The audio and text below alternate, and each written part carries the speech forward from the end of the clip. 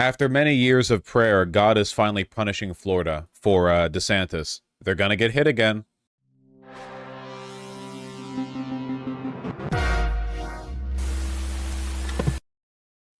Florida is on alert as tropical storm Milton forms in the Gulf just days after Hurricane Helene.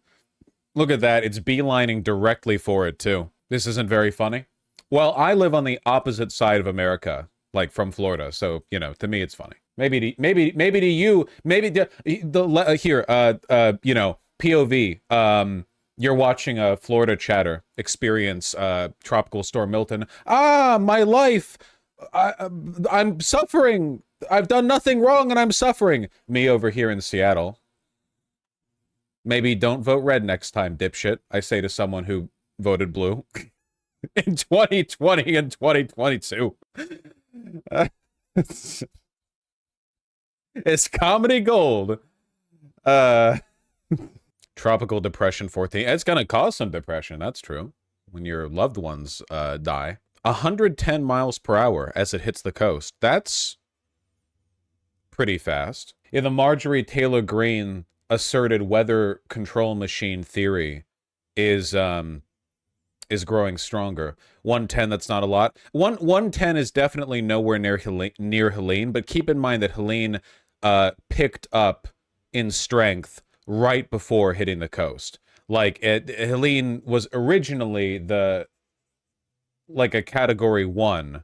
Yes, as Thana says, the rainfall and the storm surge are what matter. Exactly, Grand Kaiser. Yeah, rainfall and the storm surge are the important things here. I mean, those are caused by wind to an extent, but, you know, it's the flooding mostly. The wind isn't usually what does the damage. Genuinely asking how long until Florida is just gone. I mean, that sounds like a joke, but it's kind of like a real question to an extent, right? Like, for how long can Florida specifically weather, no pun intended, non-stop hits like this? It's crazy. It's a real issue. This will devastate Tampa. Here's the evacuation zone map. Yeesh. I know the folks along the Gulf Coast and in the Southeast are just weary from all of this already, but we have to tell them that there could be a pretty major hurricane heading their way. What can you tell us?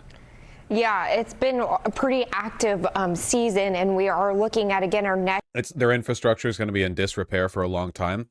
I don't want to call this preemptively because I don't know how the future is going to go. Their infrastructure might never be repaired. Repairing infrastructure takes a really long time, no matter how much money you put into it. It's very possible that we're reaching the tipping point, that so much damage is going to be done here, and it's only going to get worse with time, that it's just never going to be. That over time, like, more and more roadways and towns will be abandoned, and the money for repairs will be used and consolidated into keeping, like, singular large roadways, you know, together, so people can still travel there. But past a point, like, you know, roads need to be replaced every 30 years, more or less. You can't go replacing these roads every 2 years. Just, there's not enough money in the damn world. Next system, Tropical Depression 14, it is sitting in the Gulf of Mexico, just off the coast there of Mexico, and it is trying to gain its strength, intensify, and get a center. It will start to really feed off of some of these ocean temperatures that are incredibly warm. This will fuel rapid intensification over the next 36 hours, and it will become a hurricane by Monday, probably. We're looking at a tropical storm sometime maybe tonight or tomorrow, and then a hurricane going into Monday, and then it heads towards the Florida Peninsula, possibly as a Category 2 hurricane. So when you look at the track, you can see, again, it picks up some speed, gains some strength, looking at maybe a high-end Category 2, and look at the cone here. It stretches from the Big Bend down to Miami, so there's a lot of ground that could cover here as far as... Yeah, that's the whole damn state. Where exactly that center will go, but regardless, it's going to cause some heavy rain. Again, remember, a hurricane is not a point. You'll have these outer bands lashing the entire peninsula as we go into, especially by Tuesday. Landfall maybe sometime late Tuesday into Wednesday, but again, a lot of rain here. Looking at some 4 to 6 inches of rain possible again for a lot of the peninsula. Maybe some totals higher than that. Again, especially where you get some of those heaviest bands, and storm surge could be a problem as well. Jim. The final day of voting is 4 weeks from Tuesday. I don't believe in that. I don't believe in voting. I'm an anti-electoral leftist now. I don't know why I only said that because he said that. That was a purely like reactionary bit from me. I still believe in voting. Exclamation point PV. Speaking of the hurricane. Oh, speaking of the hurricane. I mean, we're not even recovering from the last one. A week after Hurricane Helene devastated parts of the southeast, residents in some states are still trying to get the very basics they need: water, food, and power. Hundreds of people remain unaccounted for, and so far more than 200 have died. That makes it the deadliest hurricane to hit the mainland U.S. since Katrina back in 2005. We spoke with residents in some of the hardest hit areas around Asheville and the surrounding towns in western North Carolina and eastern Tennessee about what life looks like. I hate how some leftists are claiming the government isn't helping. Yeah, you see the like lefties on Twitter who are like, if only we hadn't sent money to Ukraine. Are you literally a fucking Republican? What the fuck are you talking about? Jesus Christ. For those of you who don't know, Biden immediately sent like all the money that he could via emergency funding. He opened up all of it. And the reason there isn't more of it, Republicans voted against it. They voted against additional funding to emergency FEMA supply. Like, so there, literally, that's it. Yeah, I'm sure the people of Asheville would have really enjoyed like the 1980s era technology that we were sending Ukraine. You know, they really would have enjoyed having like, you know, HIMARS rockets dropped on them. Now, for the past week, tens of thousands of people like Emily Bigelow have had to learn to live without modern plumbing. This is going to be you, by the way. What's that thing? Climate change is seeing disasters on, like, recorded from other people's phones happening closer and closer to your house. Until eventually you're the one recording it with your phone. Like, literally, like, power's down, water's down, congrats. You're now living like it's the fucking, you know, like you're a homesteader in the 1800s. It takes, like, very little. Now forced to rely on creek water, she carries it by hand back to her house to make her toilet run. That does not look like clean water. Oh, okay, for the toilet. About 2 flushes.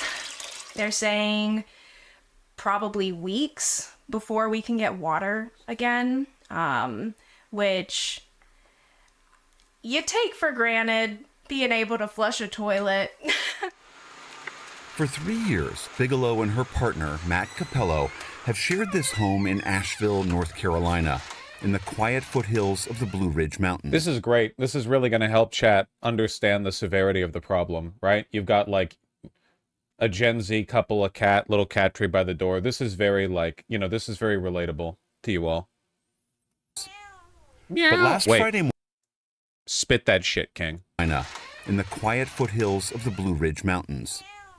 Very good. But last Friday morning, they woke to a community transformed overnight.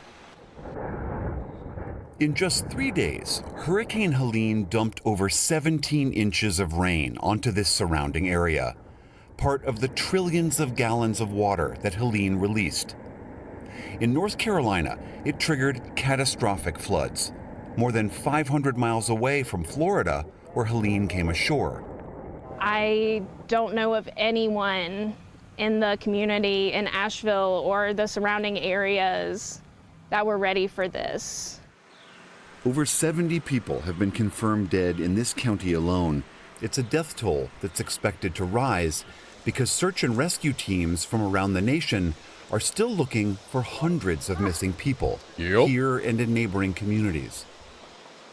For the first couple days, I just kind of felt paralyzed. I haven't walked over to look at the bad areas of the city because I just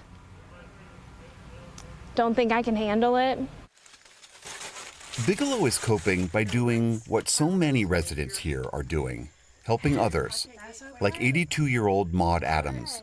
It's helped me to just be able to help people, you know. Trauma really brings people together. It pulled it loose and tore off the end. If only Republican governors had spent more time demonizing trans people, this could have been prevented.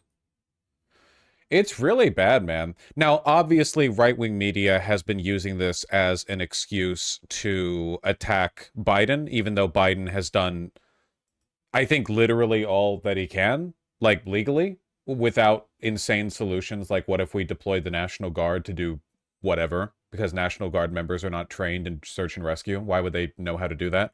But of course, like, the right wing is like, oh, well, obviously, you know, Biden's too busy spending this money on educating children how transgenders work or something. Helene's death toll now hitting 232 people, making it the deadliest storm to hit the United States since Hurricane Katrina.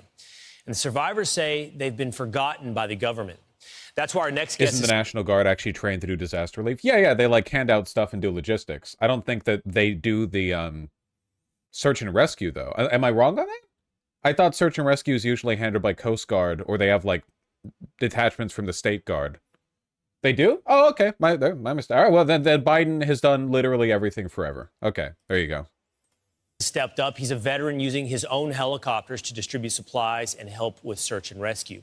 Founder and CEO of Operator Solutions, Brandon Doherty, joins us now. Brandon.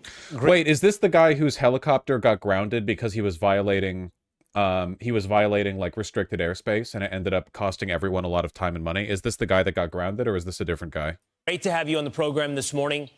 We're hearing this story. We're hearing this story over and over of private veteran groups, citizens stepping into this void, stepping into the chaos. It's not a void. There are tons of people who are doing this work right now. Right now, that is Western North Carolina and filling needs. Tell us what you're experiencing, what you're doing there in North Carolina. Yeah, Will, what I can tell you is that it's a group of privately funded individuals. You see a picture here of myself and Corey Mills, who is a congressman out of Florida. He took it upon himself to fund our initial push into the area. That's great. That there is not more folks helping out. It's way worse than the media is reporting. In fact, we have the ability, because we have helicopters and hoists, that we can get way in behind where anybody else can fly into, and we can hoist in and rescue people. Right. And there are a lot of affected people that nobody even knows about. I would not be surprised if this death toll actually doubles. If not. How could it be worse? The media's reporting. It's the right wing, so everything is conspiratorial all the time. It has to be. You can never just do a good thing. You can only ever like signal you're doing a good thing while screaming about how like mainstream media won't cover this, when every single news outlet is covering this nonstop. And it's of like international attention, you know? It's just being done as a grift. This guy doesn't give a shit about anyone except for himself and the people who he makes money with. He's on mainstream media now. It's like a promo for himself. Private citizens should not be carrying out search and rescue. You have no idea what you're doing. Even if you do have the training, you're not connected to the logistical networks. You can't coordinate with others. Greater. Brandon, I keep hearing that, you know, even the images we get, it's not communicating the full extent to which this damage, this devastation has taken over Western North Carolina. I have two specific things I want to ask you. From what I've been able to gather, a real problem is that last mile problem. Some supplies can get close to maybe Asheville, but so many people live buried in the mountains on rural roads. They're cut off from civilization, and civilization is cut off from them. That's where your helicopters come in. Have you guys been able to kind of breach some of that last mile, getting these isolated people?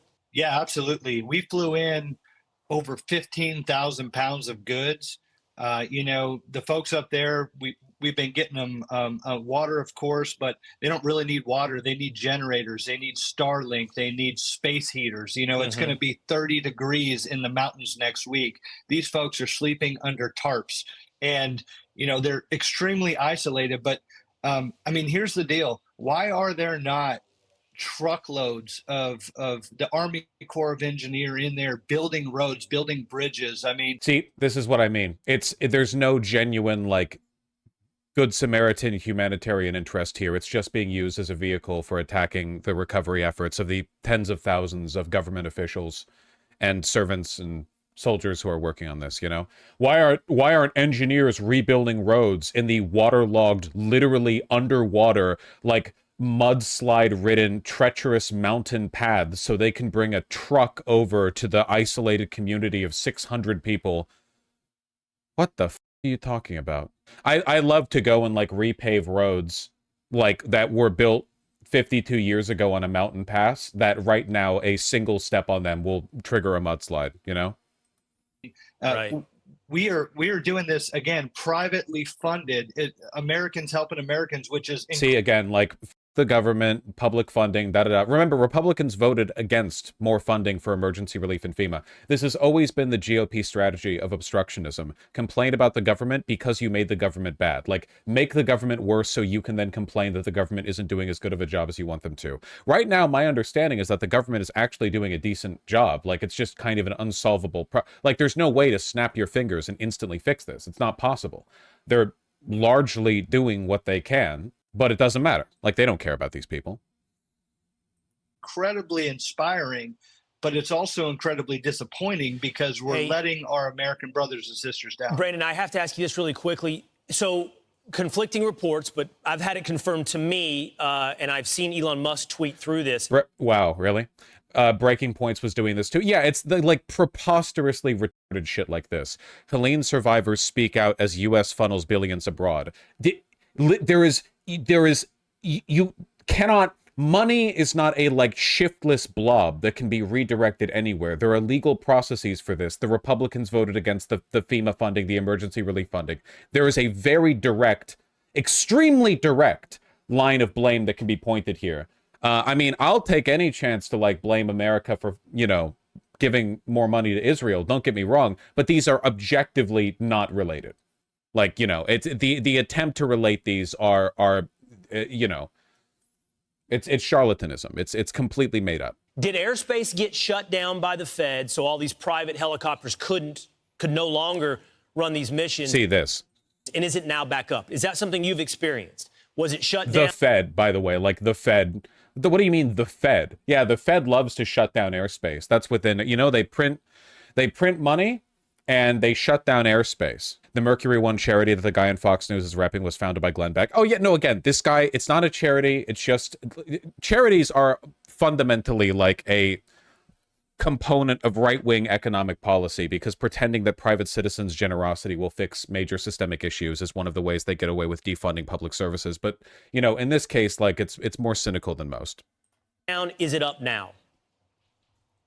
So, Will, I heard that as well. The only time it was shut down for us was on Wednesday. I believe the president flew in and all rescue operations had to stop for 2 hours.